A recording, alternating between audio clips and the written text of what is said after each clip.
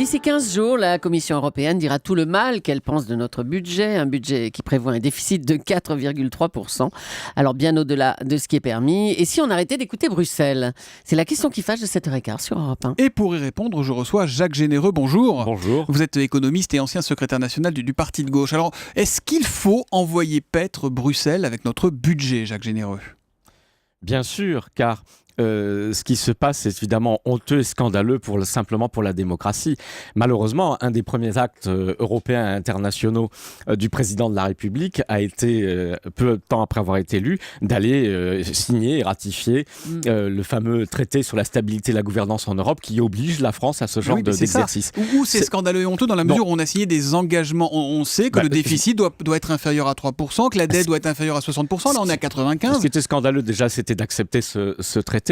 Et ensuite de l'appliquer, car rappelons-le que la France est encore un pays souverain et que la base même de la démocratie, dans son origine même, c'est le fait que tout ce qui concerne l'impôt et la dépense publique est soumis à la seule approbation des représentants du peuple souverain. Donc c'est une honte et ceci a un effet... a dit, il n'y a pas de problème, hein, c'est voilà. Paris qui décide de son budget, c'est pas Bruxelles qui fait la loi. Vous savez ce qu'on risque, Jacques Généreux ? On risque 4 milliards de sanctions financières si notre budget ne rentre pas dans les clous.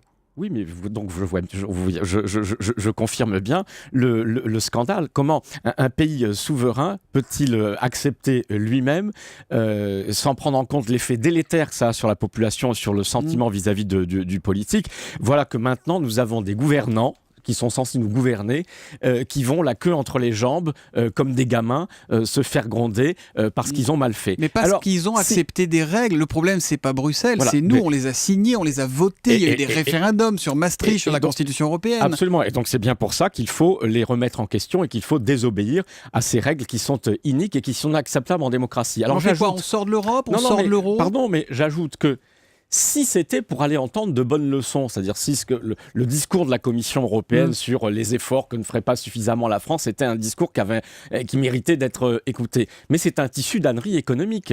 C'est-à-dire que c'est ce discours-là qui plante depuis 8 ans l'Europe et qui la plonge dans la dépression et la récession, qui fait que là où des pays essaient soi-disant de réduire leur déficit public... Il y en a qui arrivent. Hein. Le Portugal, ils ont annoncé presque honteux qu'ils seraient à 2,7 au lieu de 2,5. Bien sûr, mais à quel on sera à prix ? 4,3. Hein. Mais à quel prix ? À quel prix social ? Elle veut dire les Allemands ont réussi.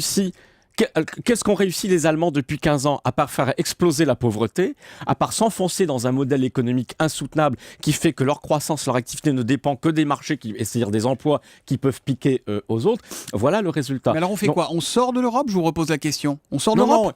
Non, bien sûr que non. Tout ça est une farce, il faut bien le comprendre. C'est-à-dire que la France est un grand pays, la France n'a pas à appliquer et n'a pas à obéir, elle peut désobéir. Et qui va la sortir ? Il ne s'agit pas de sortir de l'Europe, il s'agit de la changer. Et le seul moyen de changer cette Europe, de faire qu'enfin on discute d'autres politiques, qu'on discute d'une réforme de la Banque centrale, qu'on discute d'une lutte contre la spéculation au niveau européen, c'est qu'un pays comme la France dise non. Nous n'appliquons plus ces traités. Nous n'appliquons plus les traités imbéciles, et nous ne respectons pas les règles que les autres respectent. Et nous ne respectons pas des règles imbéciles que les autres respectent. Pourquoi ? Parce qu'on n'a pas un seul gouvernement en Europe digne de ce nom, qui commence à désobéir pour provoquer les négociations nécessaires. C'est-à-dire qu'on va dire, souvent on dit, mais la France, elle ne peut pas, elle toute seule, changer les règles. Mais on n'est pas Jacques Généreux. Jamais, on n'est pas dans la posture du mauvais élève qui n'a que des sales notes et qui se met du coup à contester toute autorité, sauf que la vérité, c'est qu'il est nul cet élève et que c'est la France aujourd'hui. Eh bien non, ça c'est faux. C'est la contre-vérité. La France est un mauvais élève, non pas parce qu'elle ne respecte pas les dictates de la Commission européenne, mais parce qu'elle essaye de les respecter. Et tous les gouvernements qui essaye de respecter cette obsession de la réduction des dépenses publiques, alors que nous avons besoin d'une augmentation massive des investissements publics pour sortir de la crise, sont des mauvais élèves. L'Europe qui propose un plan de 300 milliards d'investissements sur 3 ans pour dynamiser les croissances, elle n'est pas que dans l'austérité non plus. Hein. Alors, oui, non, mais là, il y a effectivement le signe tout à fait contradictoire, c'est-à-dire qu'on dit d'un côté,